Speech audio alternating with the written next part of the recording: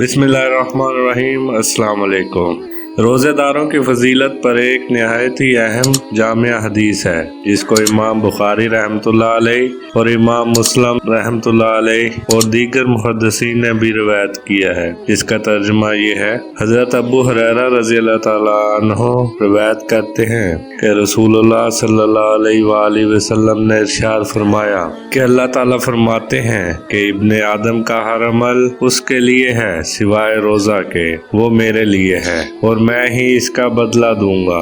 बस जब तुम में से किसी का रोज़ा हो तो वो गाली गलोच और शोर और शगब ना करे। अगर कोई उसको गाली दे या लड़ाई झगड़ा करे तो वो उसे कह दे कि मैं रोज़े से हूँ। उस ज़ात की कसम जिसके कब्जा में मोहम्मद सल्लल्लाहु अलैहि वसल्लम की जान है, रोजेदार की मुंह की बो अल्लाह के नजदीक मुश्क की खुशबू से भी ज्यादा है। रोजेदार को दो खुशियां मुयस्सर आती हैं, एक इफ्तार के वक्त इफ्तार से खुश होता है और दूसरा जब अपने रब से मिलेगा तो अपने रोजे की वजह से खुश होगा। अल्लाह ताला हमें रोजे रखने की तौफीक अता फरमाए, आमीन।